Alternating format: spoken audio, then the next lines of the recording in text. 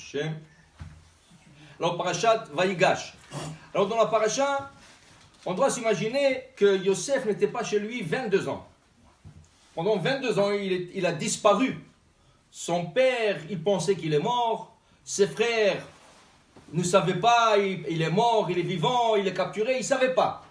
Alors imaginez-vous, après 22 ans, Rachid dit, maintenant, quand il a quitté, jeune, 17 ans, okay? 17 ans, il a quitté.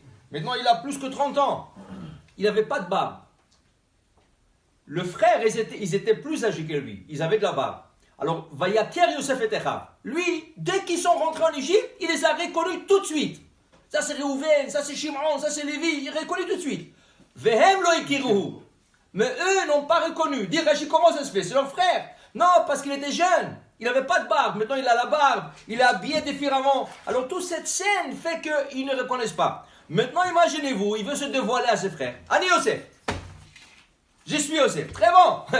Dis-moi, tu crois que n'importe qui va lui dire Ani Yosef, on va le croire? Maintenant, il faut qu'il se justifie, entre guillemets. Ça veut dire quoi? Il faut qu'il prouve que c'est Yosef. Peut-être c'est un Égyptien, un imposteur. Il se fait Yosef. Alors, la première chose que la paracha a dit, qu'il leur a dit, il leur a montré la circoncision. En vérité, je ne pense pas que c'est le pshat qui leur a montré. Dis-moi, tu prends des hommes et tu dis, viens voir ma circoncision. Ça ne se fait pas. Il leur a expliqué, je pense que le pshat c'est, il leur a expliqué, écoutez, même le goïm en Égypte, ils sont circoncis. Rachid dit, Yosef il a circoncis tous les Égyptiens. Mais, vous savez qu'il est interdit de circoncire un goï comme un juif. Les Arabes, ils se circoncisent. Mais qu'est-ce qu'ils font? Ils coupent rien que le prépuce, c'est tout. Rien que le morceau de peau, l'excès de peau, ils le coupent. Mais nous, qu'est-ce qu'on fait? Nous, la Gemara dit, mal velo para, qui le mal. Si tu as coupé, mais tu n'as pas pris la membrane, la petite membrane qui se trouve collée sur l'organe, et tu ne l'as pas renversée, on a priya. Pourquoi priya? Parce que cette peau, elle peut repousser. Et la petite membrane fine, quand tu la replies, ça fait que la peau ne revient pas à sa place. Alors, mal velo para, qui le mal. Alors, Yosef est en train de leur dire, écoutez, voilà, je vous explique ma circoncision. Déjà, une réflexion à comment il sait. Comment il sait?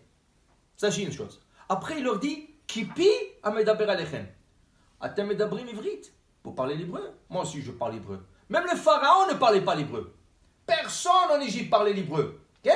Alors, il leur dit, Pi amedaber alechem. Regardez, je vous parle en hébreu. Hein? Deux preuves déjà. Top.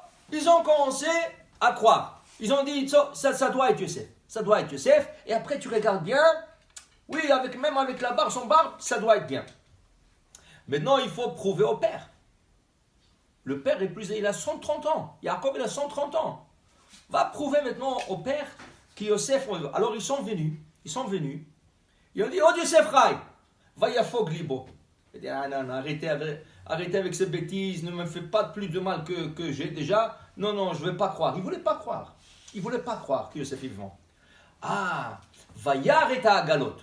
Qu'est-ce qu'il a vu? Le wagon qui a envoyé Yosef. C'est quoi ce wagon-là? Il a chargé le wagon, Rachidi, il a chargé le wagon avec du foule.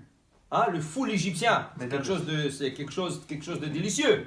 Il a le foule. Un Marocain, tu vois, le Marocain faire un apéritif sans foule, comme ça, bien épicé, avec le common, avec tout ce qu'il faut. Il lui a envoyé foule égyptien, dit Rachid, et il lui a envoyé du bon vin, que lui, il a préparé, pas Yain Esser, il n'y avait pas encore Yain Esser, mais le vin qu'il lui, il a préparé, il lui a envoyé ça.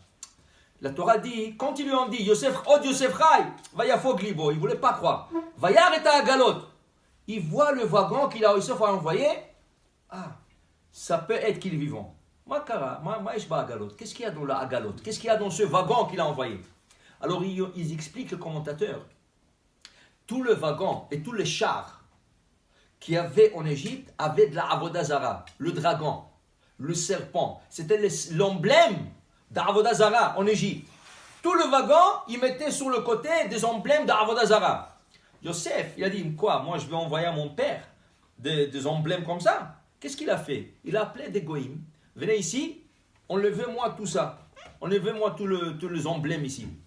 Quand Yaakov, il a vu, il a dit, oh, comment ces wagons-là, ils ont enlevé les emblèmes de Avodah Zarah? Ça, c'est Yosef. Ça, c'est Yosef. Après, Rashi ramène, le frère lui a dit, tu sais papa, voilà qu'est-ce qu'il nous a dit Yosef. Que le dernier cours de Torah que tu as appris avec lui, à propos de la génisse abattue par la nuque, qu'on appelle Egla Rufa. Waouh! Il se rappelle du cours de Torah que je lui ai enseigné il y a 22 ans. Oh Yosef Benichai! Ça, c'est un signe qu'il est vivant. Et il a dit, Elech ver ennu beterem amut. Je dois tout de suite aller le voir avant de quitter ce monde. Là, il avait tout ce simanim. Il croyait que Yosef est vivant.